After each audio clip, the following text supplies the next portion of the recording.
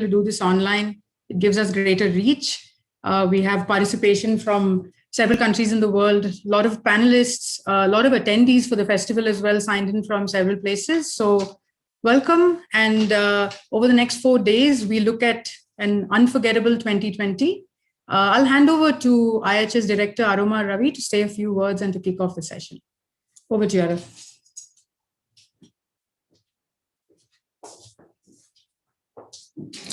Thanks, Rekha. It's a pleasure to see you people here in spite of the fact that we're all in multiple places. We really enjoyed over the last 5 years. This is our 6th engagement around this festival to bring people in to our facilities here. But unfortunately, because of this last year, which kind of turned everything upside down, we're having to reach out to you and bring all of you in remotely. So, this has been a very difficult year for many people. Some people have had their lives completely torn apart. Many communities, especially the most vulnerable people in many parts of the world, especially in India, have really suffered. Children are not in school. The economy has suffered tremendously in a whole range of ways. We've had to deal with this in our workplaces, of course, which many of us are not able to go to even now. In our homes, it's impacted mental health, of course, wellness all the way around. And in some ways, it's put a whole range of new stresses in society. So what we've seen is a real test of the resilience of communities, of the resilience of people in different environments, whether it's in large metropolitan cities or smaller places and villages. And I think the remarkable thing is that in spite of the huge impacts that it's had, we have managed to kind of survive in some ways, not without scars, of course. What we're trying to do in this engagement here is to try to look at a world that in some ways was turned upside down. Fault lines were opened in many different ways. In some senses, it's a good thing because we're able to see ourselves for what we are and the particular challenges that we have to deal with in a post-COVID world, a world in which inequality has come to the forefront. But in that, I think there are some sort of silver linings in the process. And one of them is people's ability to not only engage with family and friends in some ways in a more intimate manner, but also connect with the world of ideas, of books, of both online and other resources. And I think that's what we're going to try and focus on. We're going to be using multiple sort of formats to engage with, exhibitions, walkthroughs, book discussions, some interactive theater, and of course, workshops. So we're sort of welcoming people from all over India and many other parts of the world. We're very glad to have colleagues coming in from other locations, especially librarians. For us, what we do with writing and with libraries and with books, whether the books are physical books or ebooks, is something quite special. We look at ourselves as an institution that's trying to create the space for interesting and important discussions about knowledge.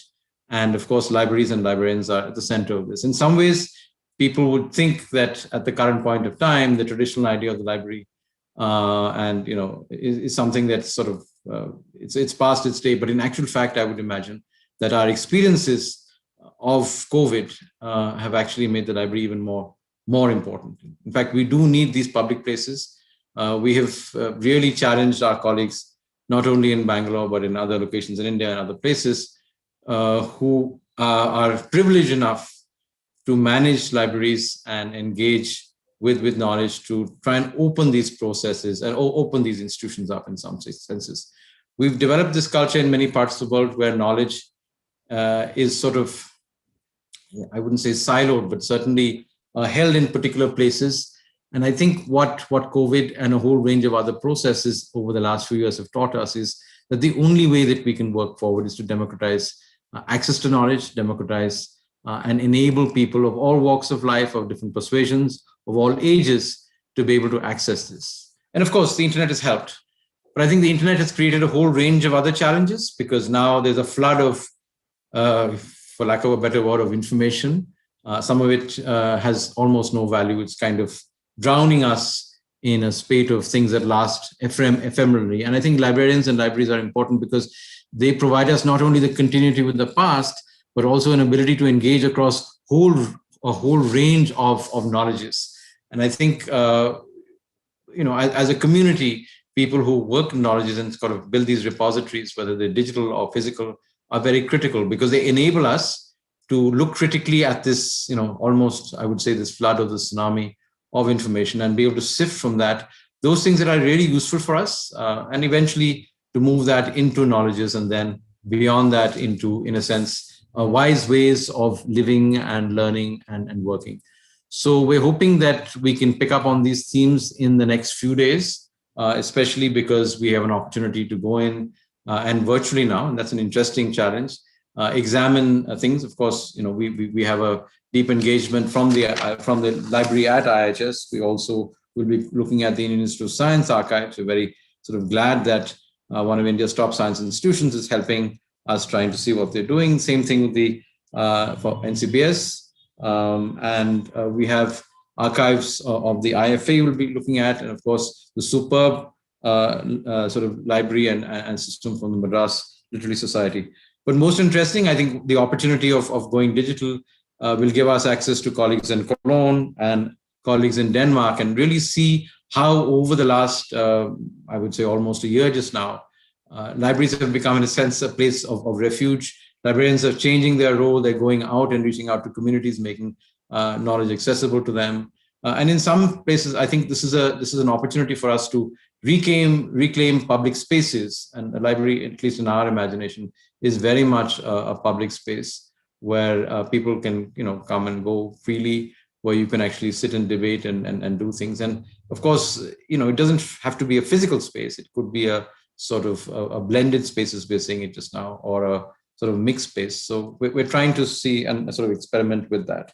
And I guess as we walk through these things, we look at a whole range of special characteristics of these libraries, look at their design and space. We're going through a process just now of designing and trying to build out our own library, which will probably become one of the largest reference libraries in South Asia, maybe one of the larger libraries on urbanization in the world. And we're very sort of privileged in some senses to now start receiving collections from people, not only in India, but from other parts of the world, which I think is very important, because scholarship, libraries, and critical engagement with knowledge really sort of are tied together in many ways. We're hoping that through these walkthroughs and these engagements, we will also be able to open a dialogue with a whole range of different users, researchers, scholars, of course, but younger people and learners, both in our environments and otherwise, who can start looking at the reimagination of how we use language, how we use literature, how we use science, and how we use the arts and the performing arts, because these are all part of sort of a continuum of let's say, of a humanist tradition that we certainly believe is very important and critical. We're also doing a number of other workshops. I mean, there's a workshop on looking at climate change, and it's interesting because we are trying in India, at least, to try and open up the debate with people who speak multiple languages. We're a country like many others in which, there are maybe 24 critical languages with large numbers of people who speak them. And I don't think it's adequate for, let's say, the sort of hegemonic scientific language of the world, which is English, to be the only place where these debates and where knowledge is created. So I think we're opening this up not only to journalists, but people who work on that. And as somebody who works in the climate science space, this is something that we really need to try and understand, because there's the only way that we can address with these transformative changes that we require for climate is really to not only reach out, but to build knowledges from where they are actually being created, from farmers, from people who are dealing with these kind of stresses in particular environments, and bring that together and help science in its multiple forms and shapes to try and address these questions. We're also doing an interesting comic book workshop. I mean, we're looking at different registers of how we're able to engage these questions. And this is something that's made City Scripts a very different sort of opportunity for us to engage with multiple communities. We've worked with people in cinema and film before, and looked at how script writing is happening. I'm glad we are engaging with a wider range of questions here. And of course, we have these interesting exhibitions and guides. Because libraries are not only places where the written word is put together, they're archives of a whole range of things. In some senses, the idea of a museum and the library are kind of tied together, and we have to kind of reimagine it. And we have the ability just now with digital technology to try and pick this up and take this forward. So I'm really glad that a number of you have joined us. We expect to have a much larger number over the next few days. And my colleagues at IHS, especially those from the Word Lab, and Rekha have really done a wonderful job of putting this together. I hope you have a great time and look forward to seeing you online. And very quickly back, hopefully later in the year, for a face-to-face engagement, in which we will also, from what we learn from you, this round now, try and engage people from across the world, across multiple time zones. So thank you very much and have a wonderful time.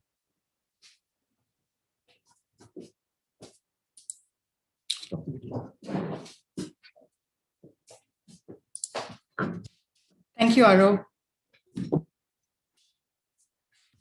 We start off City Scripts with a wonderful conversation with librarians. The session is titled Synthesizing 2020 for the Future. 2020 was a novel year, and it forced libraries to do novel things, be it embracing new technologies, rejigging old ideas, digitizing collections, and even delivering books, all so that they could remain open and accessible to their communities. This discussion, led by community and academic librarians, focuses on learnings that could forge a new way forward in how we reimagine libraries. It is my pleasure to introduce our panelists for the opening session of City Scripts 2021, Rama Patnaik, Hamsa Kalyani, Sujata Norona, and Madan M. Rama has been with the IIM Bangalore since 2008. Prior to that, she was associated with strengthening the infrastructure and resources of two leading law school libraries. Her research areas include exploring personalized services, creating subject guides, and assessing the impact of library resources and services.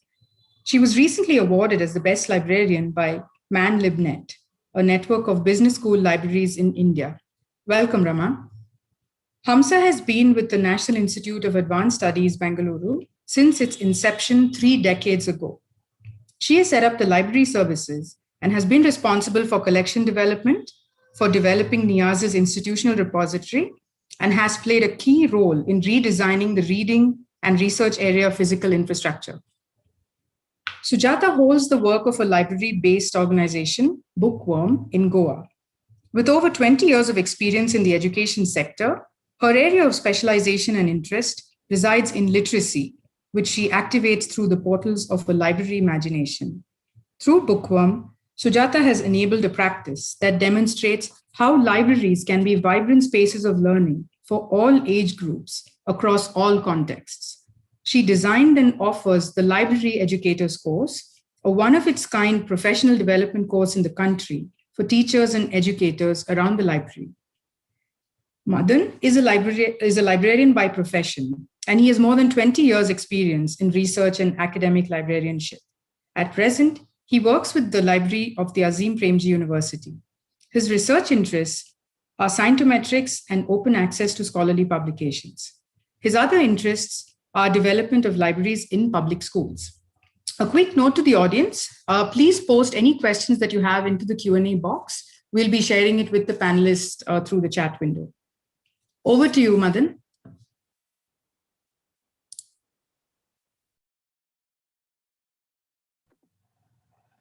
Thank you very much. Rekha, all the panelists are present here, right? Yeah. Am I audible? Yes, Madan, we can hear you. I think all the panelists are present here? Yes. Yeah, thank you very much for this opportunity to Rekha and your team in IHS. I'm going to host this conversation because I'm not going to speak much. I'm going to listen to the panelists. I'm interested in listening to the panelists as good as the participants here. But one thing that cut across this panel is we are interested in the development of libraries, libraries in general. Me as an academic librarian, typically, as soon as this lockdown came up, We also fumbled initially, but once we realized that it is going to stay long, um, um, we started reacting to the situation. Of course, we ramped up the technologies more and more to fill the gap of the setting of distance learning. Our students stay remote and our teachers stay remote, and then they teach classes, and then we manage. And then we have to provide the library services virtually as much as possible. So of course we ramped up technologies and various other tools to manage this situation. If I can think that I'll be crossing the situation very soon, and if I have to look at the past for about 12 months, our libraries have been, our library staff and our library unit as a whole has been very busy, are much more busier than in normal times, I would say. And in effect, we were able to achieve, slightly better than the normal times because of this, additional the situation in general. For everything, in fact, as a librarian, I learn from others. I have no hesitation to emulate the best practices of others. I have no hesitation in that way. Most of the learnings to run my library professionally and to meet and satisfy the demands, information requirements of our users, we depend on a lot of other individuals, institutions, through interactions with them. By and large, we learn and then we manage. So this is the way we live. See, as soon as we opened the library partially in the middle of the pandemic, we opened, me and with a library trainee, we started opening the libraries for a few hours. The first question the intern, my colleague, asked me was, then how are we going to treat the book that are returned from the users, are the ones that we are going to lend others? So this treatment, I have no practice in treating books in that way and all, because we have had no experience about books one day would be viewed as a carrier of a virus or something and all we haven't imagined. Then immediately, so we are living in a better world because we are much more connected than our people in the past, people who lived in the past, librarians lived in the past. So we started using internet, web, and related technologies. We are in a position that we can exploit them better. So we consulted web, and we could find how librarians in the UK and USA treat this kind of situation. How they separate books in boxes for how many days. Are there some standard operating procedures that have emerged to handle this situation? And we learned, and then we started following the best methodologies that would suit to our needs. So anyway, whenever we take, we learn from others, we can always consider the local variations, and you'll be able to apply it according to the needs of your conditions. So this is the way we do. So when it comes to, so the academic library setting is entirely different. In a way, we are better positioned, I would say, when you compare the other segments in the libraries.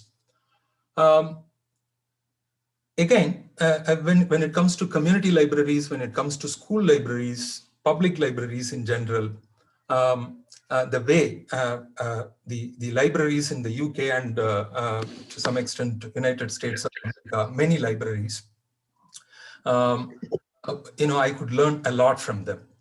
One advantage, overall, if, a broad opinion about what we miss when you compare others is that structural advantage. I think they have a network of libraries and support from the community, and there are advocacy institutions funded by government and others, and these advocacy institutions provide a kind of a support to this network in terms of advocacy, in terms of cementing the institution as an important cornerstone in communities, community outreach, and not facilitating knowledge exchange among libraries.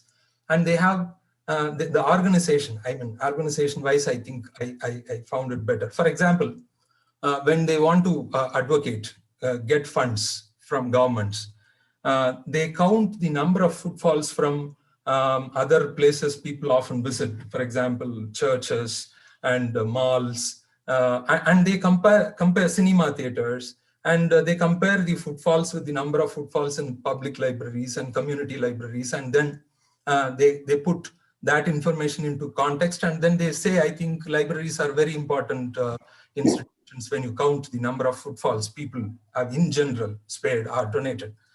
So these kind of data infrastructure supporting organizations in one place where we can get all these best practices that, of course, in India also many community libraries and individual institutions might have found innovative ways to handle this situation, and they might be succeeding in it in many ways.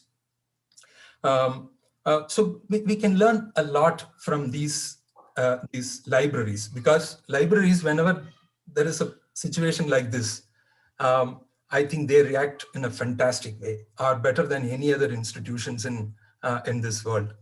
And they become like fluid. That is the way I look at. You see, some experiences I would like to give you in terms of community libraries, that what the communities in the developed countries are so-called, how they have performed, and some of the Indian experiences. If you look at, you see, one library, they have made phone calls to 12,000 of their members and asked them personally about their situation, and then the supports that they need.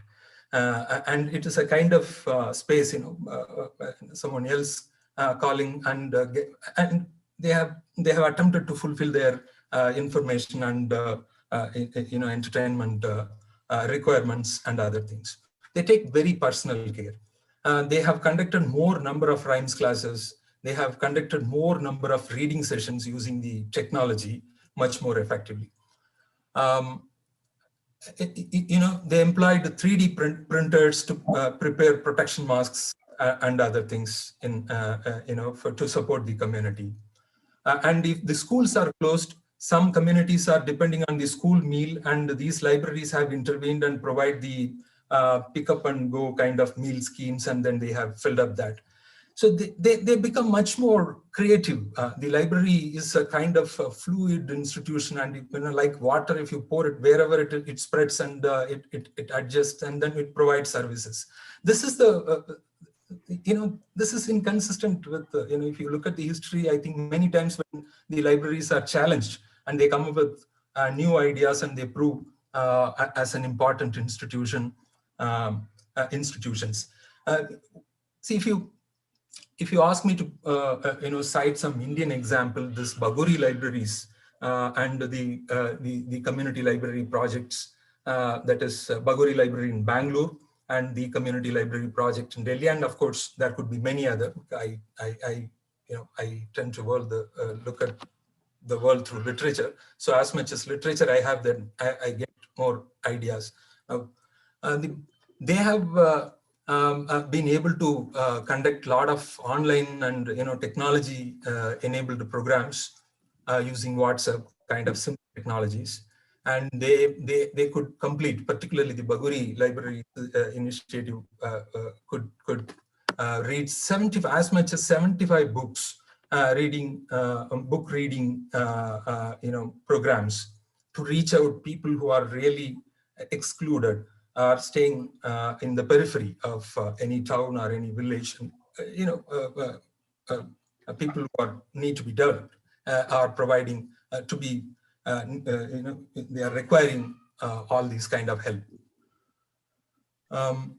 So they have done some, new ideas, new ways of reaching out, and they have confessed, I think, the technology, the platforms and approaches that the technology that provides cannot be ignored. And we should effectively use these technologies to reach out to more people, kind of opportunities it has given. That's what the Baguri library experiences are saying. In the other libraries, they have given, they have provided more internet services to the needy kind of initiative. Many such initiatives have come up. Overall, as in the introduction, it was told about the silver lining. These libraries are providing a kind of silver lining in this whole kind of mess here. When I say that I looked at, I consulted often the initiatives in the UK and USA. They have divided it into two segments now: the pandemic period, now the pandemic recovery period. So they have changed their approach to help their community to get jobs in this situation and then overcome this situation and whatever their loss kind of things. The question now is, are we really prepared or organized in the way that, despite the fact that there are some pockets of excellence and initiatives that they provide good support to their community and other, other sections in the society. The second thing is, the structural disadvantage is exposed more, and the digital divide is exposed more and more. Very recently, and the court had to intervene and open the library for the community in Tamil Nadu. And they have pointed out the importance of more number of libraries. For example, we have more than, Tamil Nadu has more than 16,000 villages, of which only 2,000 villages have some kind of facilities called libraries. This lacunae is exposed now. Civil societies are coming together to in support of libraries, and they want libraries to be opened, are good to hear. But at the same time, the disturbing fact is we have some structural disadvantages overall. And a study from our university students and research team, it clearly concludes there is some kind of, irrespective of sex, a huge learning loss has occurred.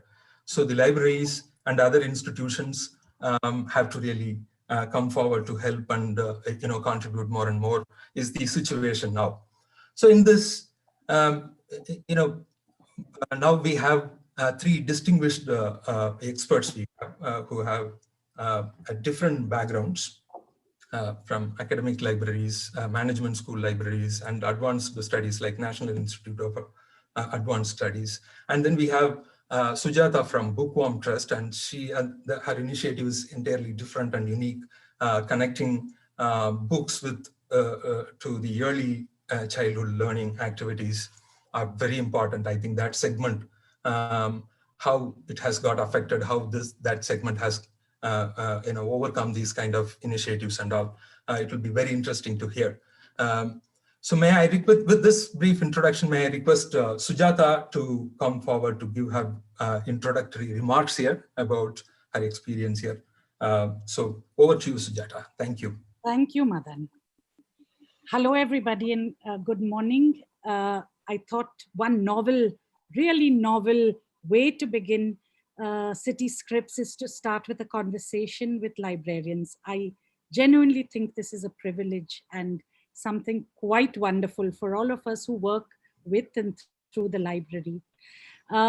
But the real honor is to be here on this panel with three really fine academic librarians with really distinct styles and focus areas, and to acknowledge that I'm not a librarian.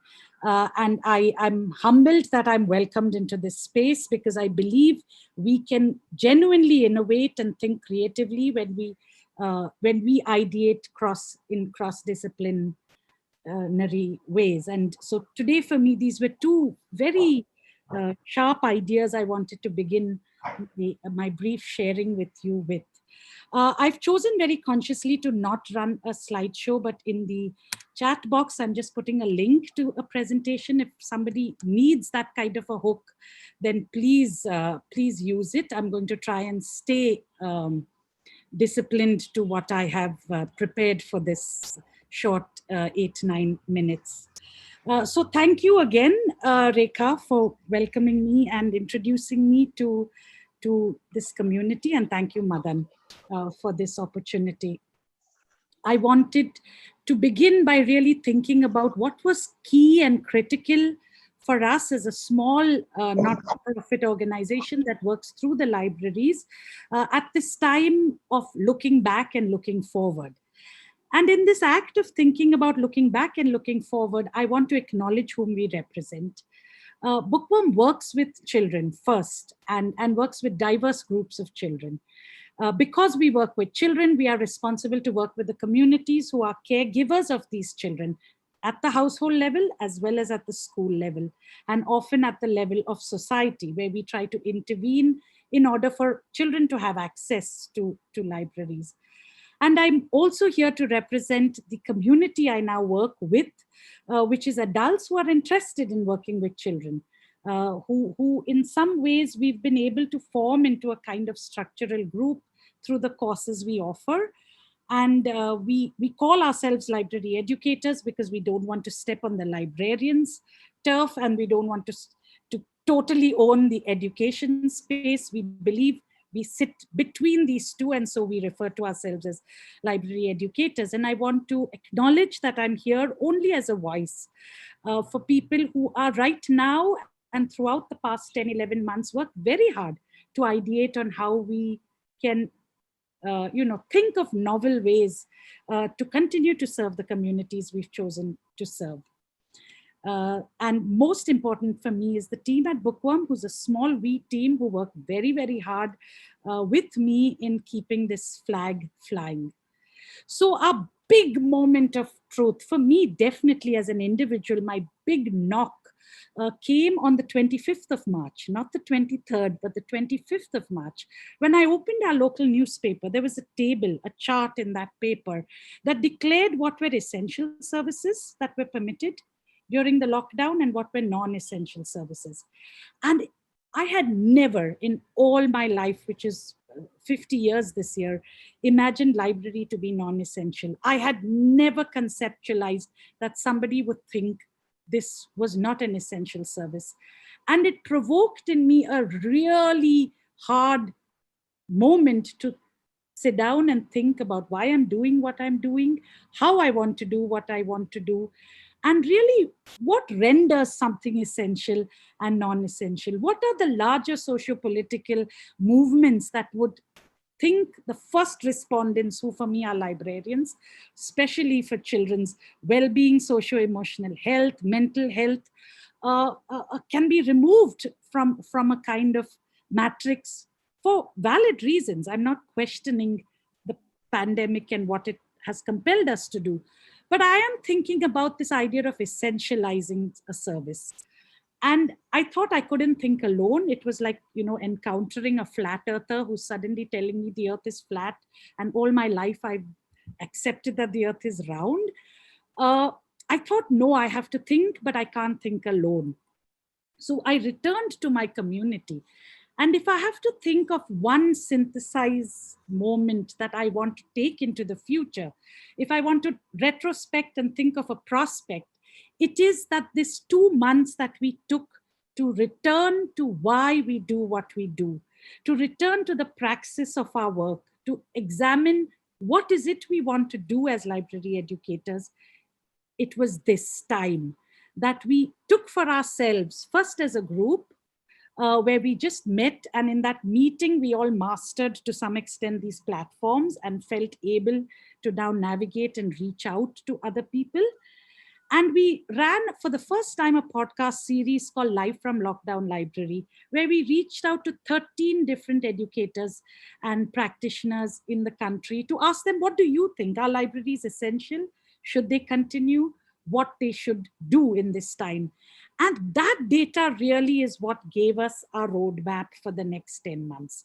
So for me, as I look back and have this opportunity today to share with you, the one critical point was returning to my purpose, returning to our purpose, talking together with the community and trying to understand what is it we want to do.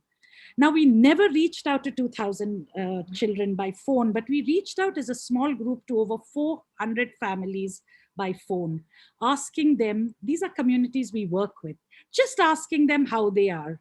And we heard families actually cry over the phone because nobody had asked that one question, how are you? That was all it took. But it reminded us that our work begins with a human relationship, and it is in interaction that I will know what is it I have to do in the purpose of library work. So that was the other critical thing, is just connecting as human beings with children and families and teachers in this time. And the third thing we did is we harnessed from all our practitioners ideas that they were doing in COVID-19 time.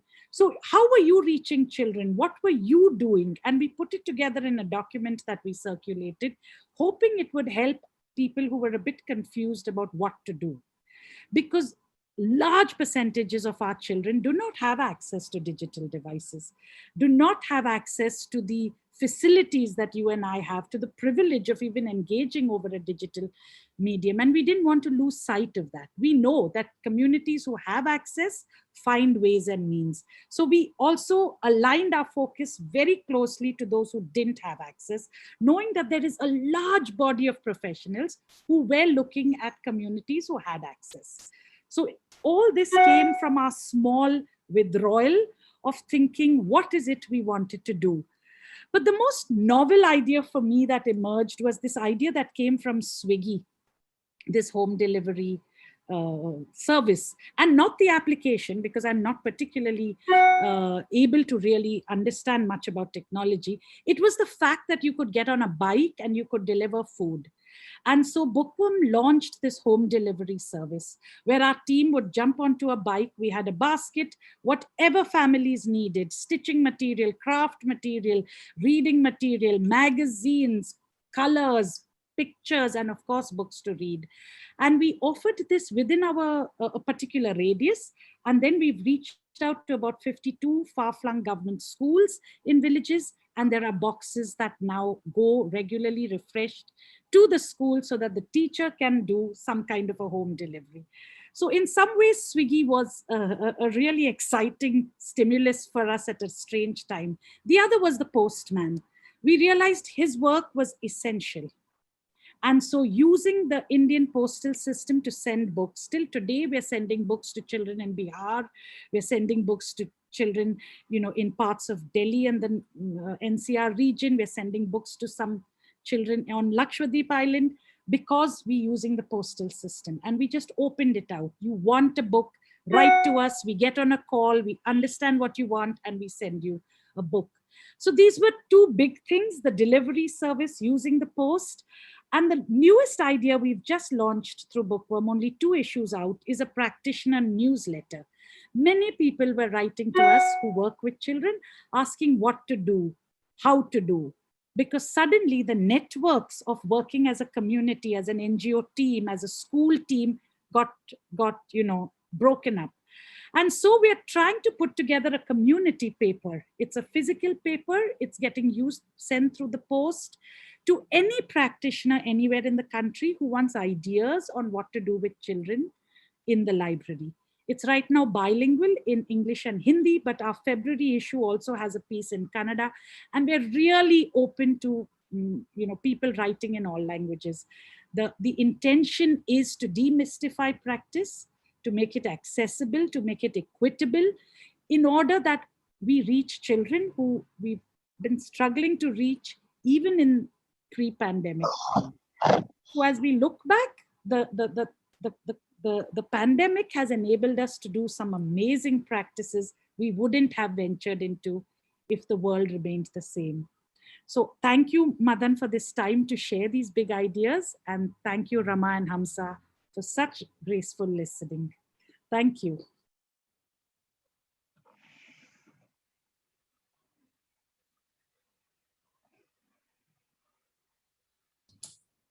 Madan, you're on mute. Sorry.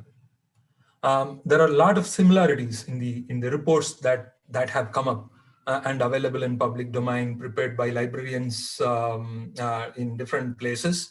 and your experience also. There are similarities. I think community librarians think alike probably, or they learn from their surroundings, the way you have learned from Swiggy kind of thing. They are also doing, delivery of books to the places and other things and all. I think overall, I think we learn a lot from your services to improve, services in academic libraries also. We never thought about, calling our students and ask, how are you guys kind of things and all, we are missing that indeed. So with that, may I request Rama Patnaik to give for her introductory remarks here. Over to you, Rama. Thank you, Madan, and also Sujata and Hamsa Kalyani to be a part of this great discussion. I think this was long pending, and I was wondering why people are not doing this, what they have done during lockdown. Either they were covering only academic libraries and research libraries, or confining to what librarians are doing, and talking about their own libraries in webinars and stuff. But actually, this kind of discussion also open up the avenues for collaborating or shared learning. I think I come from an academic library background, but listening to Sujata on how she reached out to users was always inspiring, even for academic libraries like us. Like, I don't think that a library, if it is resource rich and having all the avenues, is well prepared for this kind of situations. But I think the pandemic has been a great eye opener, especially for the poor, exposing the poor library support system. Sorry to say this, but in academic and research libraries. And the moment the learning has flipped to in an online mode, there were expectations from the library to support for both classroom instruction and also for personal research. So I think the expectation of replicating the pedagogy which is applicable in a print medium or face-to-face instruction, replicable to an online or digital medium is a complete misnomer. I think they were I think not great expectations, especially from the education leadership or maybe the ministries or the decision makers who have taken decision on completely closing down the systems. And I was also wondering how education and access to library is not a part of an essential services during this pandemic. And I have so many statistics showing how many people were thrown out of education, dropped out of schools, and did absolutely nothing, and maybe losing 1 or 2 years of their years of education because of their unpreparedness, especially in the education sector, be it library support system or the college or institution or universities. So and the closure of libraries, especially during the pandemic, is something that has exposed the weak support system that we already don't have. Like, if you look at the school sector or, in the college, apart from textbooks, I think nothing happens within the library. You take the college libraries, I think the kind of collection building or services or the education that is expected to be imparted by the librarians in use of library materials, I think has never been there. And the library roles are also quite a bit relegated to mostly the administrative activities, like collection building and all stuff. But librarians, I think the role of librarian as a partners of educators have diminished over a period of time. And we see a lot of libraries are still headed by non-library professionals, and their positions degraded, and somewhere the alienation from the academics has been so huge in the last decade that the importance of library was slowly diminishing.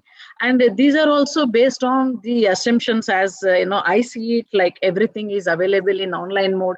And since the online access in terms of consumption of information is somewhere assumed as being inherent skill among the community, especially the academic community. So if you say that, oh, so much of content is available online, and internet has also have so much of open access content, so our users are already skilled, so why do we need library? So that conception has to be busted. I think this pandemic may have opened up those areas where library opportunities for librarians especially to contribute in the education, not only relegating themselves to the mostly academic responsibility as far as the library leadership is concerned.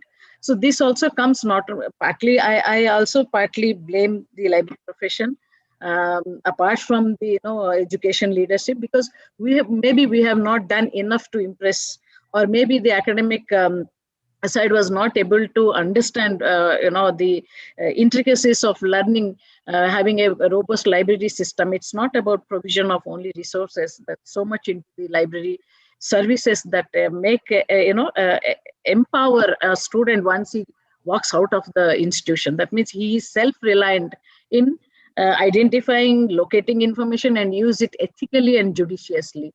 And on the top of it, we see that the lot of information available in social media. I think there are no education or awareness that is being created on how to identify authentic or integrable data or information or factual information, given the kind of campaigns that are run on social media. So I think that the way the social media's influence in terms of the whatever the campaigns or the rhetorics that are being run on the platform, people should not also use it, use the content for research. So you also take the case of news clips, or even today's news, the media broadcasting and the media broadcast TV channels, or the kind of information that is generated. I think somewhere we are not in a position to judge what is right or wrong, given not having the background of evaluating the information for its authenticity. So during this pandemic, I think we know that we need to build a robust, agile, and a resilient library, or for that matter, any organization which is capable of meeting the challenges such as the pandemic. So if you say that absolute closure, I think many higher institutions which were great institutions having so much of collections were also closed and did nothing for months. So that is actually because of the lack of vision to meet the challenges in terms of any challenges, whether it is a health hazard or any kind of risk that we might be facing. To meet that, we need to build that library organization as a strong and robust infrastructure where any kind of emergency will not weaken us, though we may not be 100% replicating what we did on face-to-face, but at least some kind of preparedness is there, so that if you close the library today, so you're not completely disengaging from your user community. In our case, I think library was closed 15 days ahead of the national lockdown, because we were little cautious about everything being centrally air conditioned classrooms, or maybe the reading areas and other stuff in the institute. And we have a strong community of not only students coming from outside, but also the workforce. So the lockdown, what was happened during the March 25th or 23rd, we were actually closed on 15th. But before the closure, like on 15th March, we tried to assess that how it will impact the users. So it is not that overnight we were prepared with everything. I think over the last decade, there is a consistent effort by our library to migrate to digital, because print is going to coexist with digital, but the transition, what we are supposed to do as a librarian, has to be gradual. There would be, of course, resistance in reading the e-books as far as print, because still we have demand for print books rather than e-books, and e-books we take only when more users try to access it. And after the renovation of the library, we were also short of running out of the shelf space. So we had to actually judiciously develop or design the interiors of library as such that it will not only promote the usage of print collection, but also digital collection. So having said that, the entire collection was gradually going to digital platform. 90% of it is current content is in digital format. except for the books that we take, for the print books. The online journals are completely, the journals are completely in online format, and we take print only when there is no online version available. So there has been a gradual effort by our library to go digital and simultaneously coexist with print, so that tomorrow if something happens to the physical collection, then at least the online is robust. So it is not only about collection, that we have built the infrastructure, the digital infrastructure for disseminating the online content. We are the first and early adopters of providing the remote access. I think in 2009, that is the low cost remote access. IIM Bangalore was the first to introduce in Indian libraries. And we were also early adopters of Discovery Service and Journal Finder. And every orientation session, we actually encourage the users to use those services, be self-reliant, and only when they are caught up with something where they are not able to go beyond the factual information, that is when they should approach us. So the basic services were always self-served, whether it is discovery services, remote access, and the host of guides and the handouts that were created. We subscribe to more than 105 databases, and you cannot expect each one to be well versed with using the database. In fact, if you ask me, I think probably I may not be able to. If you ask me today how to use a so-and-so database, immediately I will get stuck, because each platform is different. The kind of content that we host, it is also different. And given that the 2 years of time a student spends, that is the maximum time a student spends here, apart from doctoral studies, you cannot expect them to be, picking up all these skills of searching.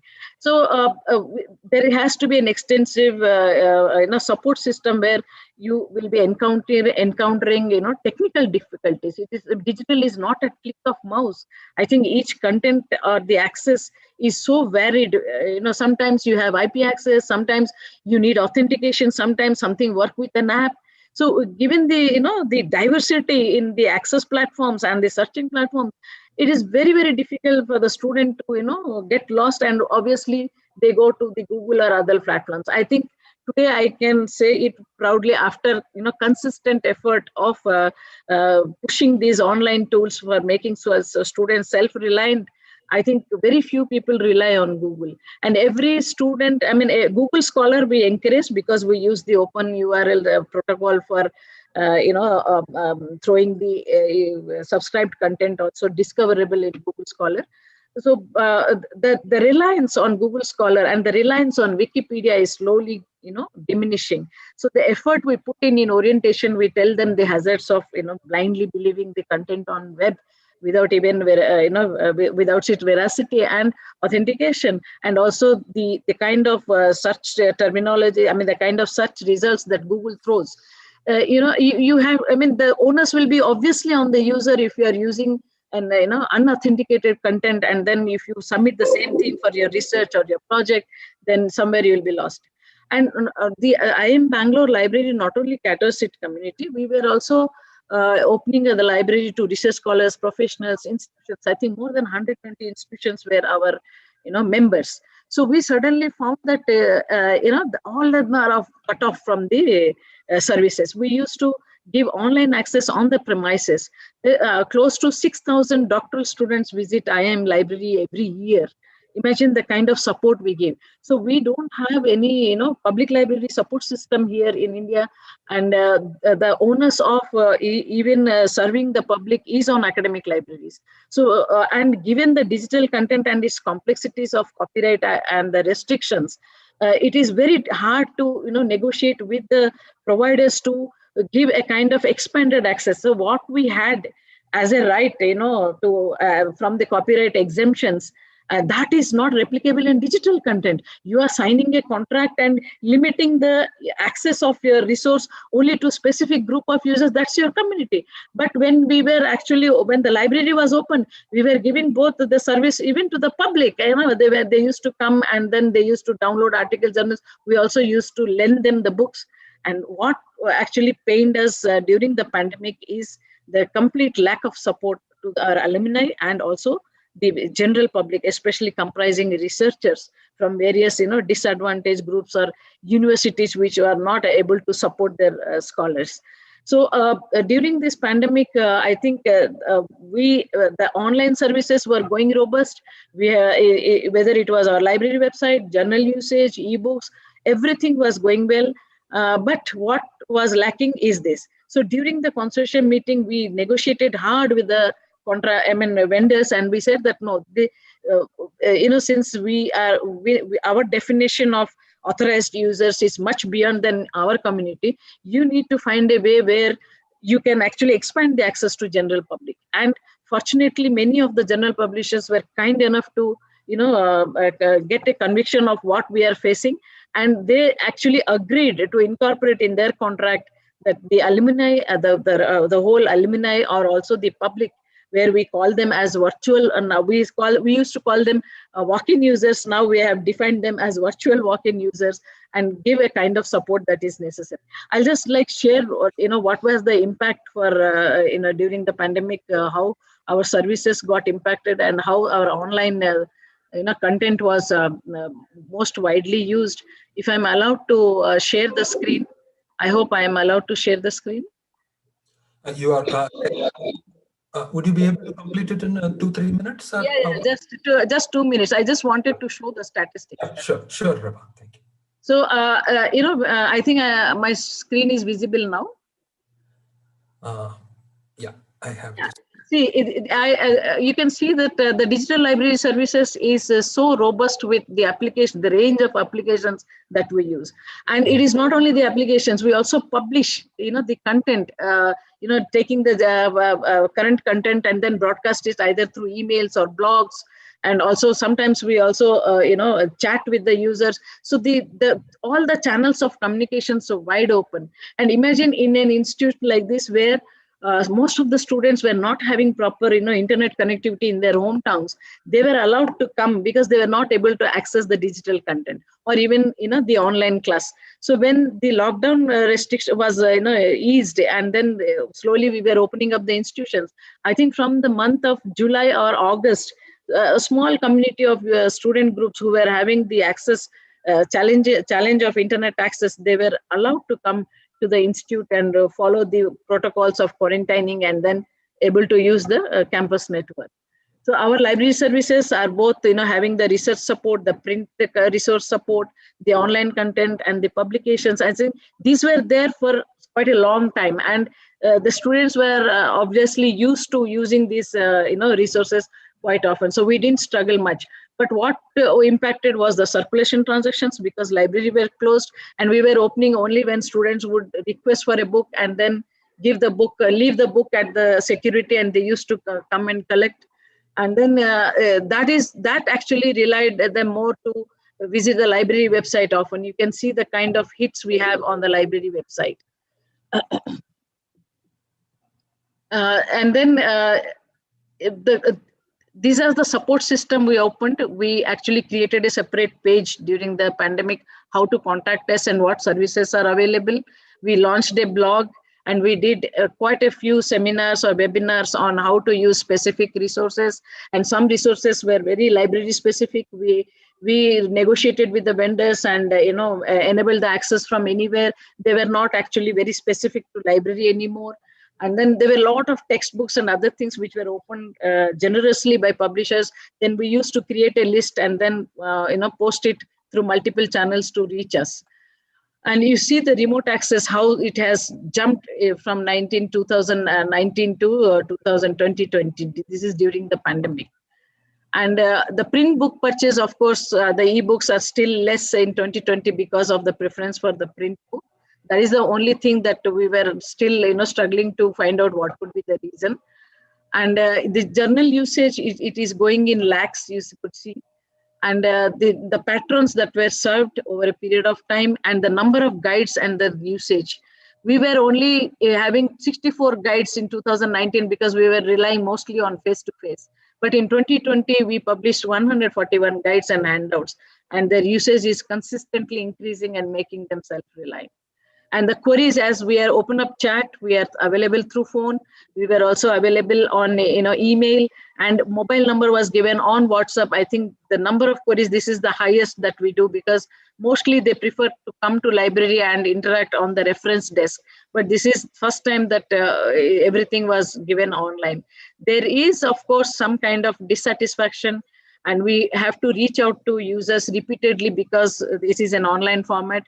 But overall, I think the pandemic has not affected as much as other libraries, because all our services were up since the lockdown, with only the study areas and the physical areas being closed for the library.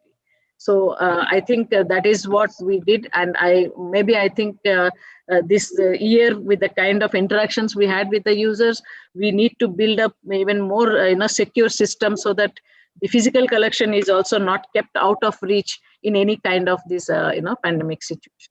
So thank you all for listening, and also giving me an additional time to share my thoughts on what we did at IMB Library. Thank you very much. Thank you very much, Rama, for your detailed presentation. Many of the lacunae in the system that you detailed are very important, which I try to conceal by saying the keyword is the structural disadvantage in general. You are right, and at the same time, even if it is well-funded libraries like IAM libraries, a librarian has to strive hard to connect the information with their users, particularly in the situation like IAMs, where the students are have to deal with hundreds of cases and then analysis and many other things and all. It's very, very important, and it's a great learning experience. The one point that I noted from your talk is the expanding access to the people and by negotiating with publishers kind of thing. Overall, what I see is a rising interest in guerrilla open access like Sci-Hub and kind of initiatives. We will discuss it in the second round, all about how the open access in general have supported the information needs of higher education institutions, and how publishers have reacted, particularly when it comes to the digital ebook selling and allowing internet archive kind of initiatives distributing materials. We'll discuss it in the second round of discussions. May I request Hamsa Kalyani to give her introductory remarks here.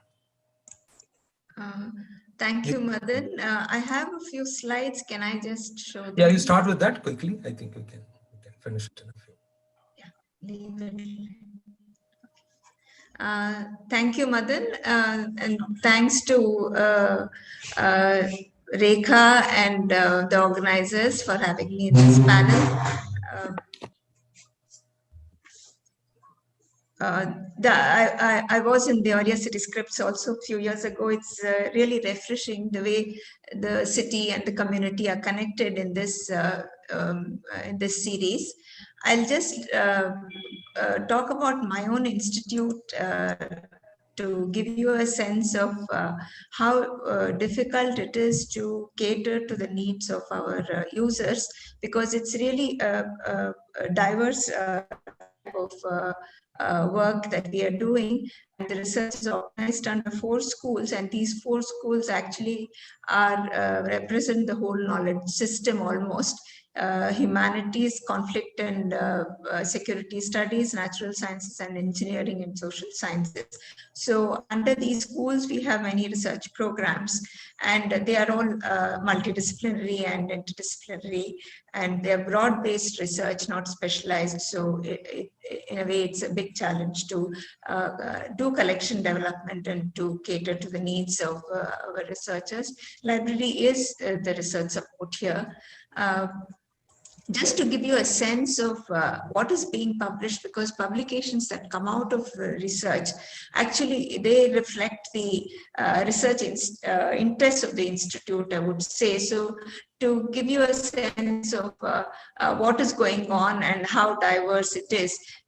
You can see the books that have come out recently, that is Understanding Space, Time and Causality, Modern Physics and Ancient Indian Traditions, India Goes to School, which is Education Policy and Cultural Politics, then Patterns in Past Settlements, Geospatial Analysis of Imprints of Cultural Heritage on Landscape. This is using GIS technology to understand our past, and also this integrated framework. This is energy and environment, and early Buddhist artisans and their architectural vocabulary, then experience, caste and everyday social, then reasoning in politics. So you see the diverse nature of work that is going on, and it's not easy, even in the normal sense, whether it is pandemic or no pandemic. It's really hard to develop a collection or give information to our users. This is another slide with the other publications that have come out. So, this is another thesis, which also reflect what is going on. Study on facilities and conservation practices. This is a company. Then emergence of urban settlements in North Karnataka during 300 BC and 380, in particular reference to Sanati, which in Gulbarga, these two are on humanities. So this is just a sample. Then understanding political conflicts and alliance in Kerala. So you see, the work is in different parts of the country, specializing non-state, nation-state through discourses of development and security, borderland, a case study of Tawang. Then in the natural sciences, you see downstream environmental and socio-economic impacts of Ranganadi hydroelectric. So this is in the Northeast, and this is about seeing the socio-ecology and physiology of female patient in an anthropogenic landscape in southern India, and then in social sciences, welfare, hostels, and higher education. The transition from village to town, which is on migration studies. So this actually a small institute like ours engaging in so many different disciplines is, I think, very rare, and it's very hard to give information, all kinds of information that they would need. Going back to what they essentially do, the needs of each of these schools, I would say that humanities is more library. Library research is an integral part of humanities, and in conflict and security studies, they need more classified information, and they also get a lot of information in the public domain and in the newspapers and so on. Natural sciences and engineering, of course, is supported by a number of libraries within Bangalore city because it has many premier institutes in sciences. So we go for subscribed content, and there also there's a lot of field work. And social sciences, of course, has a whole range of things that they need, from government resources to non-government to policy documents and so on. So it besides the library, they themselves and across these schools, what you find is all of them engage in field research. And this field research also came to a standstill during the lockdown, because 50%, if you look at the users in NIAS, we have about 100 users, and which includes faculty, PhD scholars, and research staff, which is they are temporary and they're a floating population. And the age group is from 20 to 80s. And then we have the library is open in principle. It is an open reference library, but sometimes we have this limitation because we also have an increasing number of users now, our own students and so on. So sometimes there is a restriction. Otherwise, we keep it open. And more than 50% of the students are out on field at any given point of time. And more than 25% of the faculty are away on field work or on other professional commitments. So it is a sort of give and take, because they learn a lot from the field, which they come back and tell us. And then it's a way of also expanding our collection in so many ways. And field work is a learning experience for them. And library supports in, I would say, cannot support them as much in their field work, but we learn a lot from them. The way they go about, getting information from the field is something that we learn from our users. And what did we do during the lockdown is, it was a time, like both Rama and Sujata mentioned, it was a time that, especially during the lockdown, it was a time for contemplation and introspection to, just wonder what are we doing. It's sort of, taking stock of what we have been doing and what we should be doing. So I think one of the things that that came in handy was the remote access that we had set up to our limited subscriptions. We really don't have access to too many resources, to be honest. But in order to maximize that usage, we had set up remote access a few years ago. And this came in handy because many of the because everybody was practically working from home. So they all sat up now to start using remote access, which they did, of course, when they were in the field, but not on a regular basis when they are at work, because there was no need. So all the research staff which were not given accounts were all given accounts to remote access. And then the other thing that I discovered immediately, apart from the pandemic and the COVID-19, COVID information that was coming out in the public domain from all publishers. Publishers started opening up their resources in so many ways. They opened up so many data sets, and they opened up reference collections, and they kept calling, asking us to, if you are subscribers, they would open up other resources that are in their collection, and they were trying to give IP-based access to those resources. So I think the publishers also did their bit, I would say, because it gave us a sense of what is there in through all these publishers. Otherwise, you don't really pay attention so much, but it was also a way of advertising for them about their own resources, and to know about their ebooks and their and journals and data sets and so on. So we had to keep track of these developments and selectively disseminate what is useful to our users. So that is what we did. We kept track of all these developments, and also what was coming out in the public domain and what was useful, even through if it had to be set up through an IP access and so on, login. We did all of that. So we tried to see and selectively disseminate what is useful for our readers. So I'll end here. This is for the, we can discuss more about this. Thank you very much, Hamza, for your detailed presentation about. And yeah, of course, see, the problem with the publishers here is what I see is, I think they threw open some content which are not premium to them. And these are honeydew traps. Yes. At the end of the day.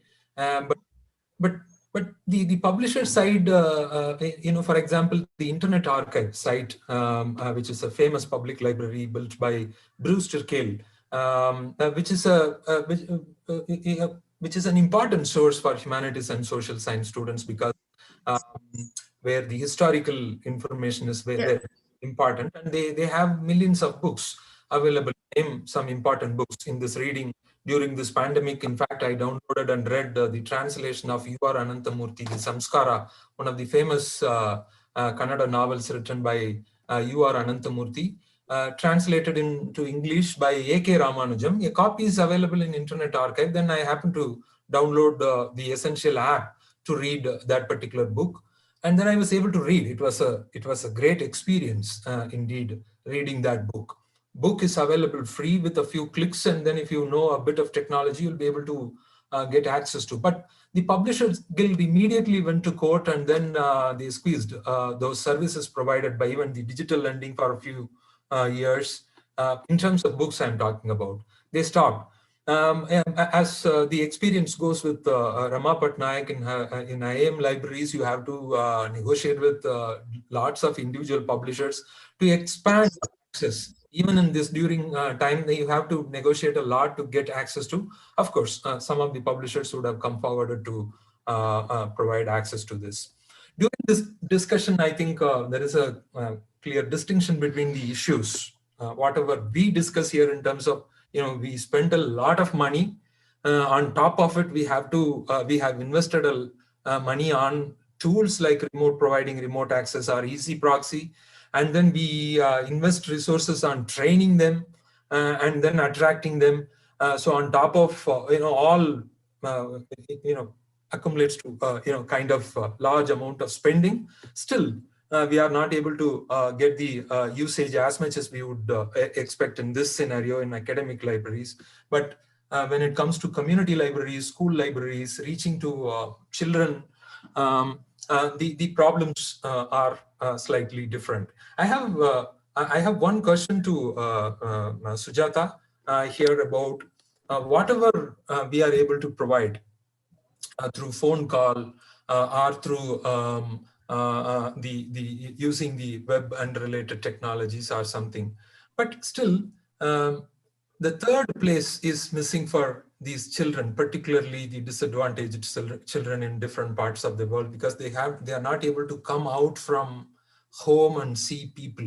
Is an important part of this, providing space for those children and children in general, particularly the children in disadvantaged communities here. They come to library to see people, interact with others, enjoy. Essentially, just being away from home. The home is not the same for all people. Home is not providing the essential conditions for learning for many disadvantaged children because they live in one room or tents kind of places. So how it would affect, how long we can depend on this, or how these initiatives, advocates like you, what are your suggestions for librarians in India, particularly the community librarians, to fill that particular gap, this emotional intelligence and handling this particular situation? With that, we can start the discussion. Thank you. Thanks, Madan. It's such a pertinent question because the library does become a third space in all our communities. The library is the third space. And so the only solution, I think, is that we must populate as many of these small microsites as possible so that children have access to a space that is not home and not school and not the street. Although during COVID time, it was interesting because there was blocks in some communities and children live in kind of gullies or, lanes. And we had children who were doing this running job of taking books and craft material from house to house. And almost they would, they would encounter each other in the streets and do an exchange, because in some sites there were police in the early days trying to enforce lockdown. And at one point I got worried that the children are learning how to subvert the system and pass books. But it's marvelous to also trust that children will find ways to actually, to be alive. However hard adults are, I find the mind of a child quite a fiercely active space. And we can learn by just watching what is working for them and then taking those ideas forward, because they show us what they need. So I feel, not trying to ideate in isolation, but let's learn with the children, observe the children, see what their needs are, and then populate with programs and spaces. Correct. Yeah. I think I find similarities when you deal with, libraries serve a lot of retirement communities. See, I learn from my son and my students, and I'm trying to keep myself updated with the technologies, particularly remote and computers and other things. So I'm able to download books into my systems, and then I'm able to read whenever I'm free or something. But the same thing is not possible for my professor who is nearing 80, 85, because he's not able to use these devices, gadgets and other things comfortably, or as comfortably as I would be able to do. For them to provide support also requires all kinds of parameters and considerations that you put forward for children and reaching out, and then they help. I could learn a lot from the community libraries elsewhere. Particularly the services they devise to reach out to this community, learn about these basic technologies, and then they should also enjoy reading these online books and kind of other facilities and all. So in general, I think we have to learn a lot from this community library setting, whatever is available with us now. I think clearly it has to expand, and government has to, there are lots of, there is I think I would, it is a question for me, I think, whether Indian library system have reacted to the level that they should have reacted this pandemic. When you compare other libraries elsewhere, when you compare my accomplishments with the other librarian in staying in different communities in UK, is it really comparable, kind of questions are really coming. But at the same time, I think these packets of excellence like Baguri Library and the initiatives that you are mentioning, and several others in different parts of India, I think they should be consolidated. I think we need a kind of knowledge exchange mechanism. We need to identify and learn the best practices and implement others. It is all about present. Books are there, always there to connect. But we have to learn, the educators, advocates, librarians, particularly focusing on this community library initiatives, have to learn and then provide some kind of actionable information service to the community and society as a whole, in which children are part of. So we need a kind of a broader consideration, and development angles are required at various levels. This is what I feel. But to the academic librarians, I would like to, I have one question. I think there is a clear rise of support for the Sci-Hub kind of initiatives, because they provide easy access. And the policy, Science Technology Innovation Policy 2020, that has clearly indicated that public funded institutions, which includes Indian Institute of Management, and IITs, ICERs, they have to expand access to all those possible users, public, because they are public funded institution. There is a kind of ethical angle. How publishers have reacted, helped libraries, particularly well-funded libraries like IIM, to expand their services, and your opinion in general. The question is to both Rama and as well as Hamsa about the general support for the Gorilla Open Access in it. Or in general, they are called piracy, but I don't call them as piracy sites. So what is your opinion in general? You are mute. You have to unmute, Rama. Thank you. So you were mentioning about Sci-Hub and other pirated, as you don't use the term pirated, but I would say that not official. So as far as Sci-Hub is concerned, I think there one issue that librarians do face is whenever your access is given on an authentication, that means that when you receive an email with their so phishing campaigns and you respond to it, you are unilaterally surrendering your network access. So what do you mean by network access? Like, I use the same credentials probably for transacting my bank account, or maybe any of my accounts which are very private, if I use the same laptop. So what is the guarantee that the SkyHub community will not abuse those authentication, and then still I should say that intrude into your laptop and abuse the facility? There is no such case as yet, but the vulnerability is still there. So I think we should, instead of supporting those not so official sites, what we need is a enduring campaign, be it the publisher, the authors, faculty who write books. So why faculty and all are writing books only with those renowned publishers? I think they can still do with a lot of open source publishers, and then you make use of the library channel for wider distribution. I think whenever a book published, in fact, for published by our faculty, I think I sent to a large group of users, informing about the book. So I think as far as the advocacy and open access is concerned, there has to be a sustained effort, because this involves a lot of stakeholders, not only the publishers. I think publishers play a major role, but they are a part of that complete ecosystem of that scholarly communication.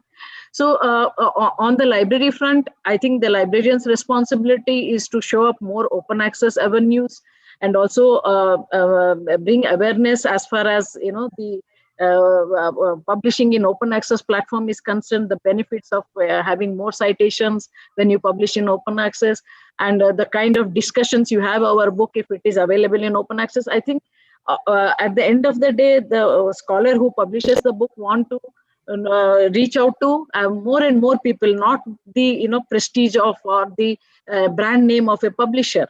So some sustained effort also required on the part of librarians to look for funding opportunities and then inform the faculty, and also the whatever that is required for copyright assistance or collaborators or research funding available. If you give that kind of support system and the kind of services that are required for publishing to faculty, that will create a lot of awareness, and probably I think we will not be dependent on so-called commercial publishers anymore.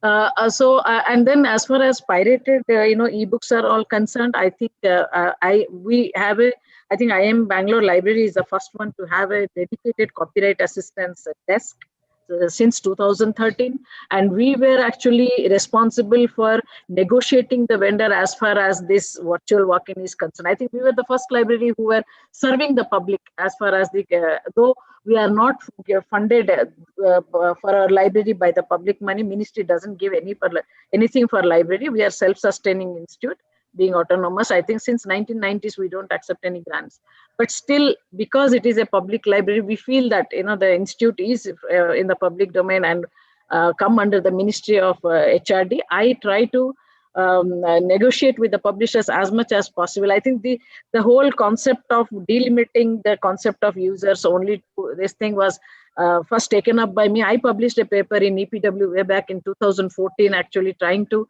make people aware that, look, don't just sign blindly whatever that is given by publishers. Negotiate hard, have your checklist, and see that the fair use concept, what is applicable in your print domain, is extensible also to the digital domain.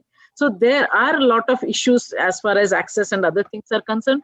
I think in a way we were successful in negotiating with the publishers with a kind of support system or the infrastructure we show to the publisher, saying that given the privilege for us to expand the access to the public, we are not compromising with any of the content. That is why I said that we have a very robust copyright system also, and that is why even the publisher also have some kind of faith in us. Then whenever we ask for any kind of expanded access, they never say no. There were instances of abuse, but still we try to negotiate with them, saying that if you are writing review of literature, you cannot restrict the download limit to only 10 articles, 20 articles, isn't it? So if I am doing research and need a host of articles for my review of literature, at least in a day I will download 100 articles, and I don't want to spend my time again logging in and downloading articles. That is when the data and text mining privileges which were given to US and Europe universities, we negotiated hard and incorporated that in our journal publishers. So that is been my experience, though I am also advocate of open access. I think how many of us are doing the service of getting the manuscript submitted edition in open access. Everybody has DSpace, but very few of us are giving the open access of a published article, going to be published article in an open access. I think that will reduce the reliance on the articles which are on paywall. After peer review, there is some embargo where you cannot host it on your institutional repository for open access. I think the first thing to begin with is get your manuscript submitted edition for open access. That is how slowly I think the open access concept will get into the minds of the creators, if not the consumers. Yeah, absolutely right, and it is very important. I'm sure the creators of knowledge and the publishers, like the authors, they should think about the afterlife of their publications. As you rightly pointed out, they should concentrate more on reaching to all possible would-be users than the prestige criteria that they consider more. These books are published by university presses in the West, but as you say, I think many of the not very well-funded libraries may not be able to purchase and read it. And in that circumstance, I think our faculty members, the scholars in India, which includes management scholars, think about opening their publications. This is very important point. Hamza, what is your comment? And then one additional question to Hamza is then what do you think about this one nation, one subscription, and how this is going to affect our policies regarding journals subscription in general for libraries? Yeah, I agree with what Rama and Rama says about Sci-Hub and open access. Now, about one nation and one subscription, see, we are a small institute and we have been a part of InflipNet consortium for some time as associate members. And I think one nation, subscription is a good idea, but how can it be implemented is the question. Because, getting a consensus within an institute itself is not easy. So doing it, I'm sure Rama would tell you more about consortium and what they go through in the management consortium meetings. And there are different consortiums in the country which have been running for so many years. So what is the consensus there? But as an idea, I think it's really good, at least for a country like ours, to have one nation and one subscription. I would vote for it. What was the other thing that you asked? That's right. I think this is what I asked in fact. And there is one question, and we can go for the question and answer session from the participants. If you have questions, please write to us in the question answer window. And there is one question already posted, which is again focusing on academic librarians in general. Don't you think with that librarians should concentrate on building collections for academic research with books and materials which are not available on Sci-Hub and LibGen? Instead of wasting resources buying materials, which is already available widely in the academic pirate networks, librarians could concentrate on curating a collection with materials which are not easily available. This is more so for small press materials and books from the global south, of course, which don't exist in the pirate networks and hard to get. This would not just create a more dynamic curation, but also help non-corporate publishers. What is your opinion in general here? I think I'll be able to join. And yeah. This is the first question. Probably Rama would be able to take up. I think it's a challenge. So I agree that whatever available on Sci-Hub and all, why you go on creating the same thing. I think small publishers or rare book publications who are more open to providing wider access should be curated. I agree with the attendee. There are also many books, scholarly books, which are available. Like you have directory of open access journals. That there are also activists who actually look after the site not to have the predatory journals listed in that. Because I had some issues even in DOG way back before this. Activities spread across the world who have a watch on the predatory nature of the journals. So given all that, I think the effort should be more on creating credible resources which are not available in any of these kind of pirated domains, and focus on rarely used books which might be used for researchers. So we don't get so much of time and effort as far as our library is concerned, because ours, the criticality of research and providing services in time is so this thing that during the pandemic also we were working for until 12 o'clock in the night. So I think it has to be a consortium effort as a group of libraries taking it up as a project and exposing it to larger community. It can't be done by one library. Probably, I think I agree with the attendee that it should be a group of libraries taking this initiative of curating rare and material which could be useful for research. And my answer to this question would be, see, the pirated sites are often challenged by the publishers. The publishers are in a good position to spend money and appoint good lawyers, and they can reach out to Indian courts of different jurisdictions, and then they can get some injunctions and kind of things by which they can ask the internet service provider to block the initiatives like, I don't call it again piracy. It's all the acts of civil disobedience. They are trying all their all possible ways to close these initiatives. In India, surprisingly, there could have been more support, but I see from the faculty and academic community have extended tremendous support, and they have formed a consortium, and they are challenging the publishers' request to the court to get an injunction for these sites. On the other side, there are initiatives like providing legitimate open access to public funded research in India, but they are yet to pick up. There are good chances if the policies are implemented, these content will come to public domain, in which whatever is available in Sci-Hub, whatever is not available can come to public domain. There is a large opportunity. What I wanted to say is, we do not know. This technology will survive. The repository of Sci-Hub repository will survive, but whether we will be provided or we will be allowed to access those materials, the availability accessibility problem can be imposed. One should consider this problem, because when courts intervene, we do not know how we are going to end up. So what we should feel that, I think we should not feel that Sci-Hub is more sufficient for us.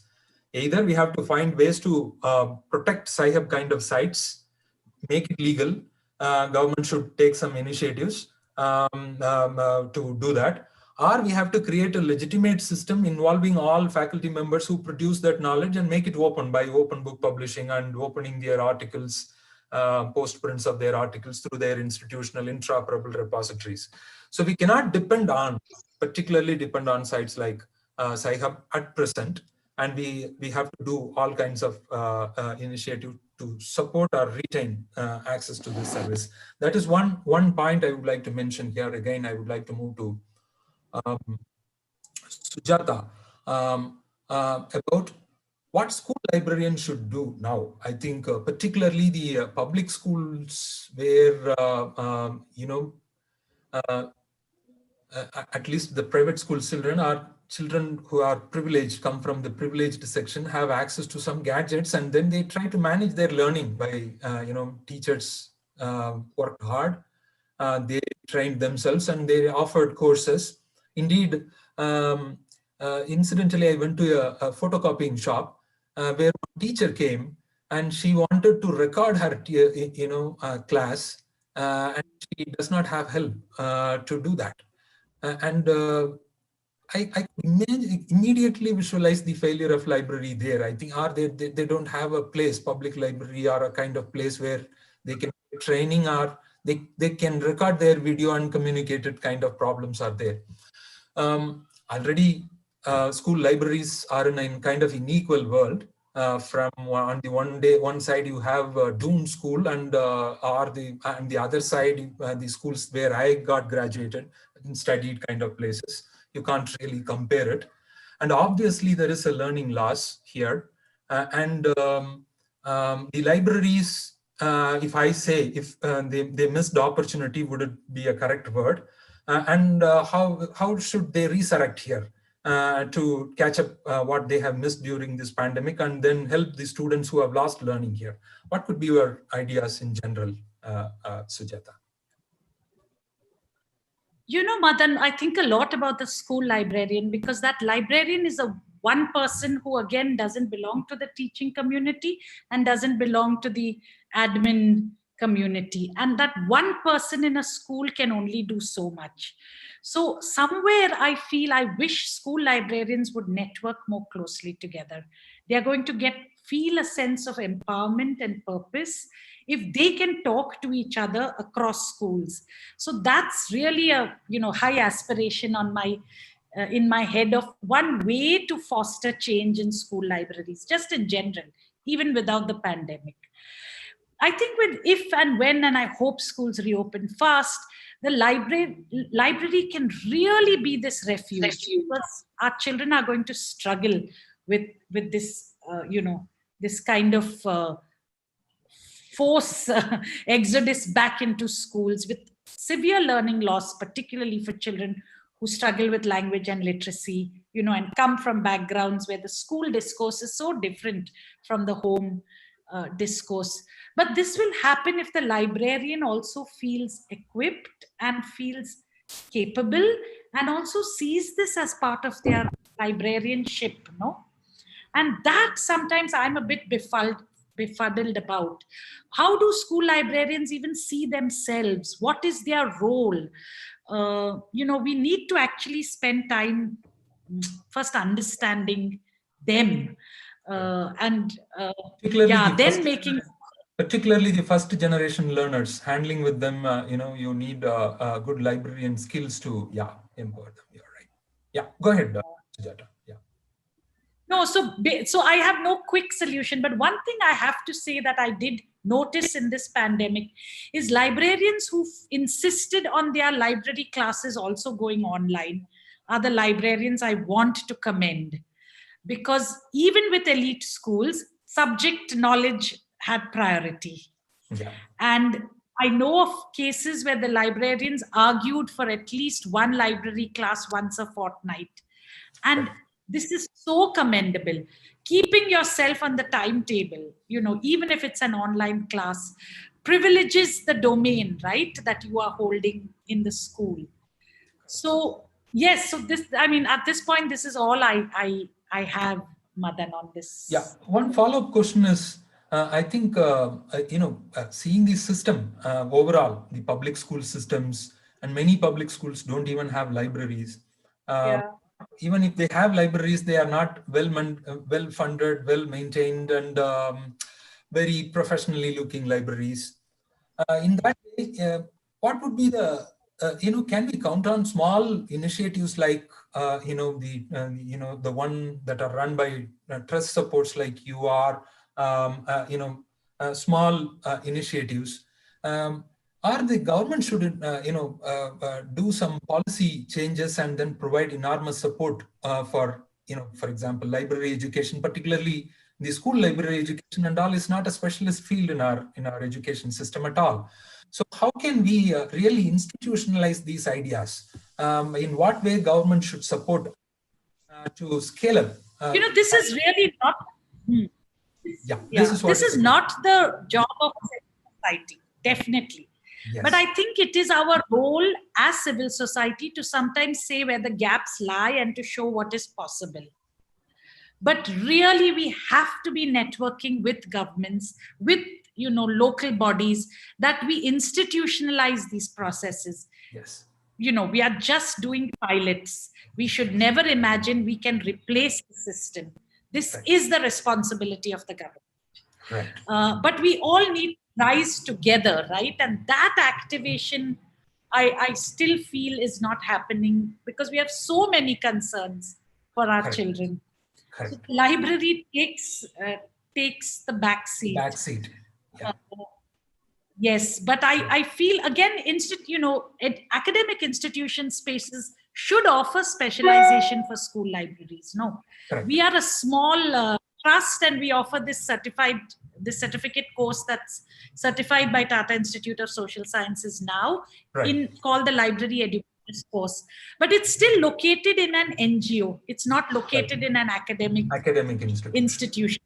Yeah. So having multiple such offerings will also privilege the school librarian, the children's librarian, and turn it into specialized fields. So we need to find multipliers for this. Correct. And, we have to create the breed of librarians who can handle this community library needs, school library needs, especially. I think we have to take this division seriously. It's not just one degree. A libraries and information science degree will be able to, with that one will be able to handle this situation. Yeah, whole gamut of ideas, different ideas coming into this place. Are there any other questions from the participants? Or Rekha, do you have any questions over our comments here? Thanks to everybody. No, I don't have any comments. I think it was a really interesting discussion, and I feel like these kind of this coming together of academic and community librarians is such a great way for us to understand each other's worlds, and it does feel like very separate worlds, but it's nice that we're able to find things in common, and I think more and more this is happening. That we saw this even a couple of years back at the Librarians Roundtable when we all got together for the first time, and I think it's places like us which can do something to take ideas like this forward. We're quite happy to, I don't know, maybe it means doing a convening of school librarians, bringing them into spaces like this, which are a little bit more organized maybe, and we can think about it. I mean, right now, everything seems like a dream because of what's happening with COVID, and we can't really open up. But I don't have any questions, and I think we've answered whatever's been raised in the chat. So if you're all done, we could. Yeah, we have 5-6 more minutes. I think we'll be finishing that also. Actually, what happened is in this pandemic period, we shifted our library from the temporary campus to the campus that we are going to be permanently staying. Our university campus is in the Sarjapura Road. It's now 55,000 square foot library. It's a shopping mall for us now to display books and activities. We are going to conduct several activities. That was the plan. All of a sudden, this library is empty with no users. It's a different feeling for us. For us, I think going to library and interact with people is a kind of regular activity over a period of 20-25 years. Without that, even if we try to manage many of our activities virtually, we seriously miss that. Then one additional responsibility, it's not a responsibility actually, our community, faculty community is interested in is that to develop the communities in and around our campus through library and information systems as the dominant phase of it. So what we have to do here, I think is not easy for me as an academic librarian here. My job in academy is to connect people to people, ideas to ideas, people to ideas, all that and all through. And we look at the world entirely through literature, published in books, journals, kind of explicit knowledge recorded in different medium. But this developing a community through actionable information center or village information center, community information center is a kind of a different activity. You have to win trust, first of all. I think I heard from Sujata the word trust. That is very key. To build trust with our society and community is not that easy, handling an academic library with clear framework. You have to talk to a lot of people, you have to engage with them, you have to convey your principle, and you have to show information, and then you have to show information in what way that improves their livelihood. Otherwise, there is, livelihood creating, concentrating on maintaining their livelihood will be the priority for them. So, it's a different ball game. And we have a school inside our campus, and we are going to maintain a school library.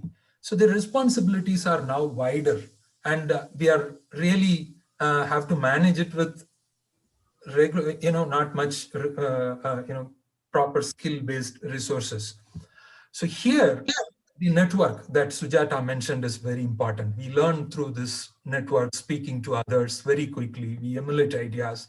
We quickly put into context and then verify that whether it would work well or not. And we try to expand and do all these things. We don't want to stop these experiments here.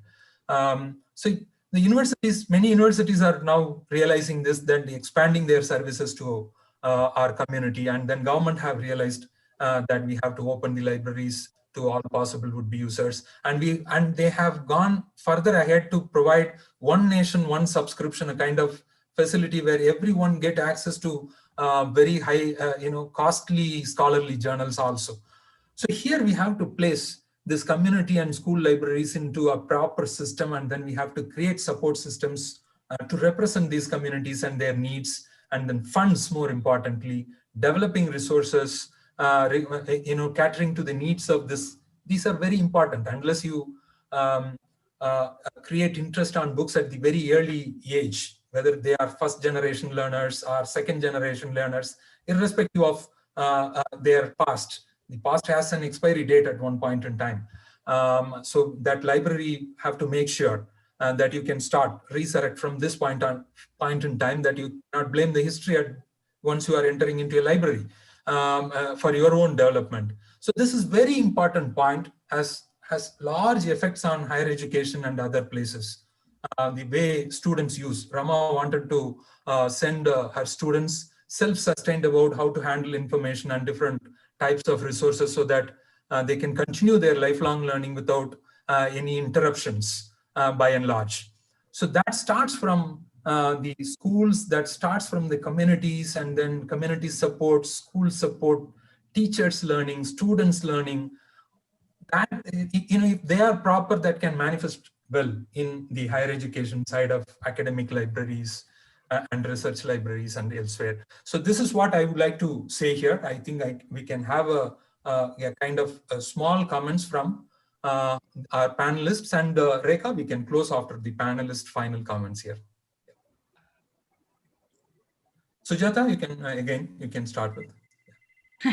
Thanks. No, I just want to say thank you, because I really think this kind of synergy of talking and listening to each other has been, for me, a very rich way to spend today. So thank you, and thank you, Rekha and the Word Lab, for this opportunity. Yeah.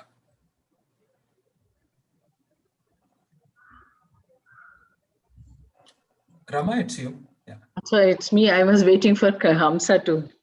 Okay, I think this pandemic has taught a lot of us librarians that being resource rich, having all apps, being technologically robust. What we what at the end of the day is required is library cannot work in isolation, and it is actually a support system. And I heard saying that you don't have specialization on school librarianship, or not having proper exposure to build up a robust system. I think even in our new education policy, I don't see much of mention of library, because as a library professional, we are not united in convincing the authorities at various level what is actually lacking. And probably our voice is not heard as much as it could have been. But given the complete disengagement of the teachers on one side, library education on side, and professional side, we are not working united even to have a kind of strong voice that could impress upon whether the education leadership or the government or various bodies where this could have worked out very well. I think we are going decades back, and probably a time will come where library will be completely pushed to oblivion, and then again a new circle of resurrection may start with. But this is the time and the opportunity, I think, where all of us can come together and form a platform and raise the voice of library, its content, and also make it as an essential service. Probably the library service should be an essential service, and the data service probably should be used only for educational purpose. Some kind of legislative efforts are also required to have an equity in access to both education and knowledge resources. And I hope this pandemic will provide that platform, and we continue to work together and network more among each other, and see that how not only your community, but mostly the large community of professionals which are completely bereft of having a proper public library system are supported at least by institutions like IIMs, IITs, and central universities, which are resource rich and probably able to extend some services. And I hope librarians should take this initiative to provide access to the less privileged rather than concentrate on what is going on in our own institutions. That is what I feel. I think the pandemic. Absolutely right. And many thanks for your thoughtful comments. I think the points are very well taken here.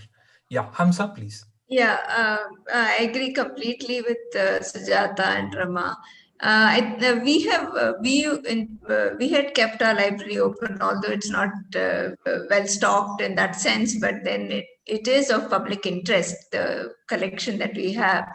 So we have kept the library open and called it an open reference library from in the last 15 years.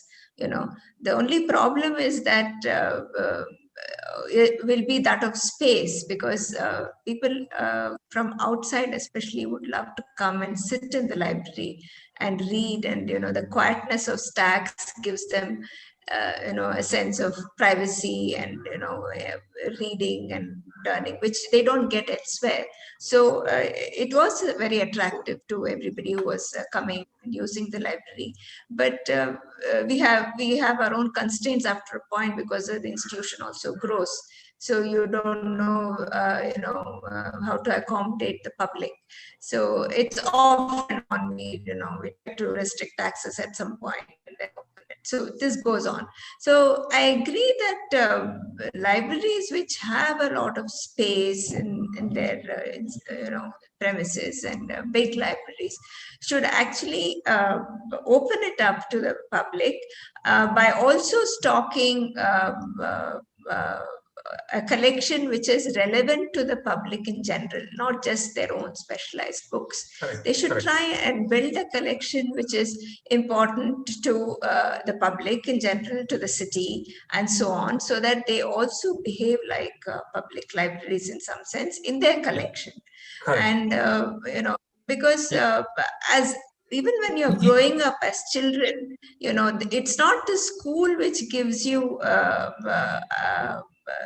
the idea of a library, or I don't remember going to a school library and sitting and reading. It was only the library around the corner of my house, a circulating library to which I was going to, and that is where I looked at magazines and novels, and that is where the reading habit started. It was never in the school library. So now I see that there is much more awareness in school libraries, and so I would say that it's a very good idea that all institutions which are publicly funded should open up their resources to it. Thank you very much. It was my pleasure being part of this panel, and I could learn a lot. And we are just 2 minutes away from our schedule. And very much, Rekha, for this wonderful opportunity. And thanks to Rama, Sujata, and Hamza. Thanks a lot. Thank you all so much. Madan, that was a really great way. You brought really all of these points together at the end. And I feel like this gives us a lot of ideas on, how we can all really come together and take this forward. Yep. So I think for our part, it would be great if we continued this discussion, because a lot of interesting ideas are coming up about, keeping the library open to people, which is not something that's traditionally done. So just thinking of it in that sense itself is just a great platform, even if we're starting to think of things like that. So thank you all very much. I hope we all get to meet soon. Thank you to the audience as well. A lot of people signed in on a Thursday morning. Thank you very much. We have a bunch of sessions related to libraries and archives every afternoon starting from tomorrow. So 3 to 5 every day. Please log in. You'll get virtual walkthroughs, conversations with librarians and archivists. So please come. We'll take a short break now. The next session will begin at 3 o'clock. And it's a comic book workshop with C.G. Salamander and Sahitya Rani. Thank you very much, everybody. Thank you. Bye. Thank you. Thank you.